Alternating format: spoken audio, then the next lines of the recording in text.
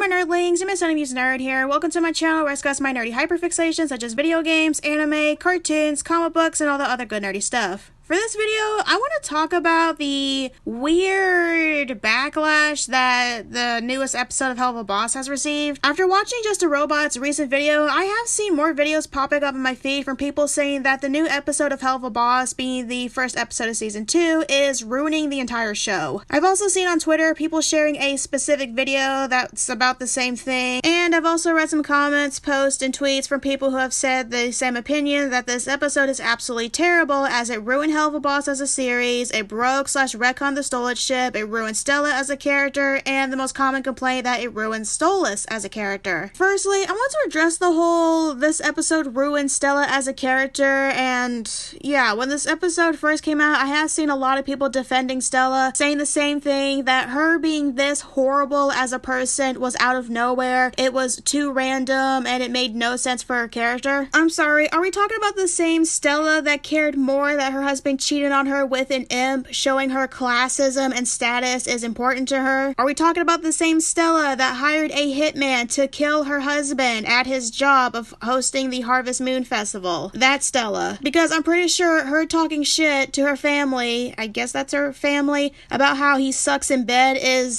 basically a far cry from hiring someone to put a bullet in your husband's head. I mean, this is the same Stella in season 1 that was sitting at the dinner table with her family talking to the hitman on the phone, saying he better not screw up next time. I think a lot of people are forgetting that when it comes to Stella, we hardly saw her in season 1. Like, literally, we only had 2 moments of her, and that was just her screaming at the top of her lungs the whole time. It's kind of unfair to say this new episode completely ruined her character, because she hardly had a character outside of being noticeably classist and screaming and wanting her husband dead. Same thing when it came to Stolas. Even though he had a good amount of screen time in season 1, we didn't really see him fully fleshed out as a character. We only saw 2 sides of him. One, the thirsty owl that wants to get banged by Blitz, and the flawed parent that tries to be a good dad. It's not that this new episode ruined the show, broke Stolas, or ruined Stolas and Stella's character. This episode fleshed them out and you got to see more sides to them. People need to remember that the first season of Hell of a Boss is 7 episodes, as the 8th episode was more of a filler episode that we're not going to see for a while due to legal issues. But that's what all this episode did. It gave you more context about Stolas and Stella. It fleshed out Stolas' history when it came with Blitz, because obviously they had to meet at some point before they started this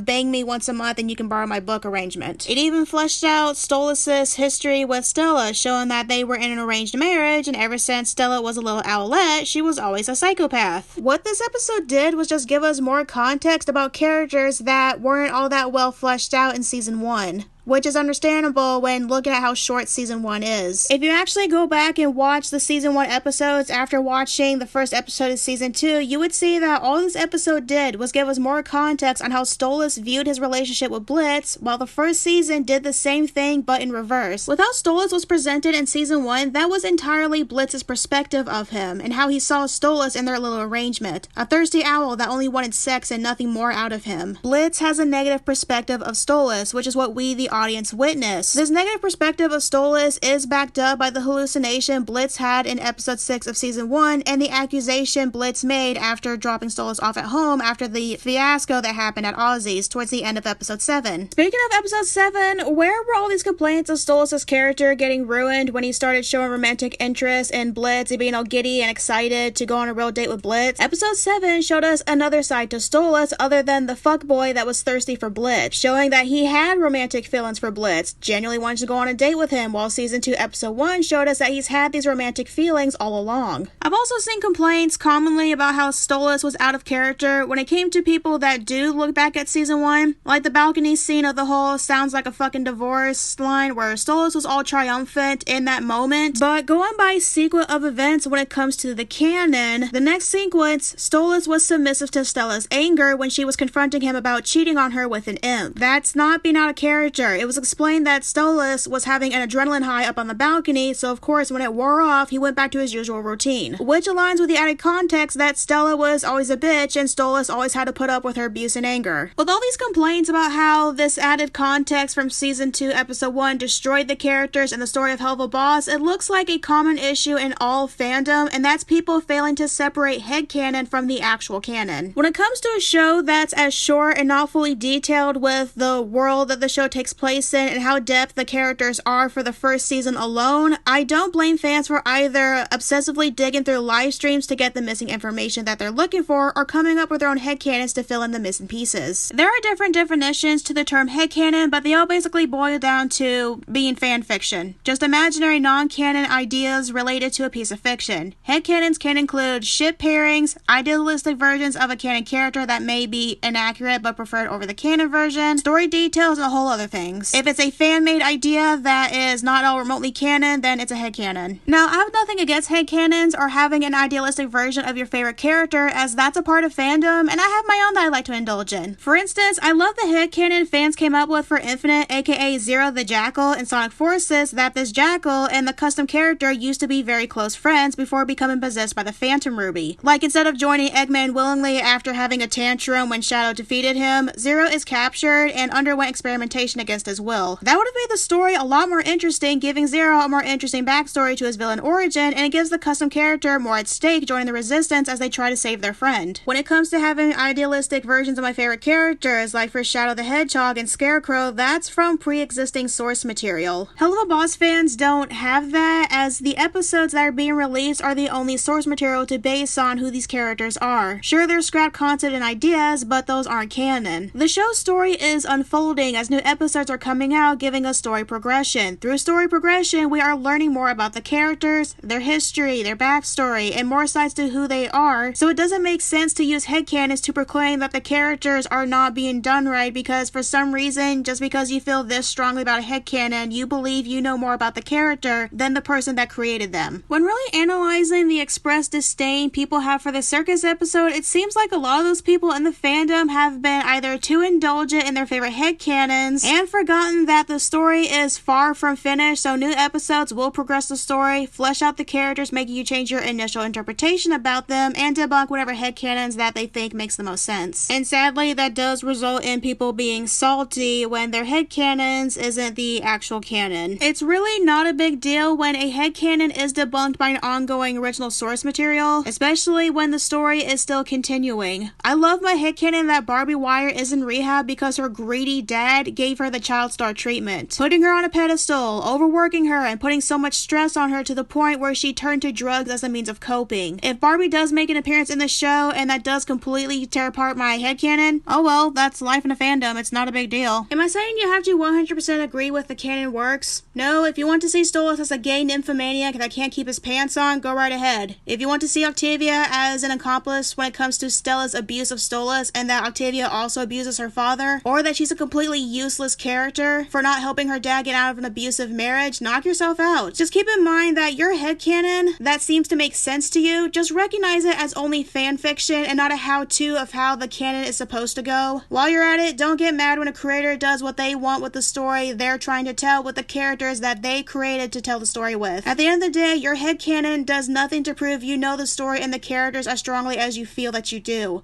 Learn to separate canon from headcanon, and don't be so quick to jump ship when a new episode releases and gives you a new piece to the puzzle. That's just how story progression works.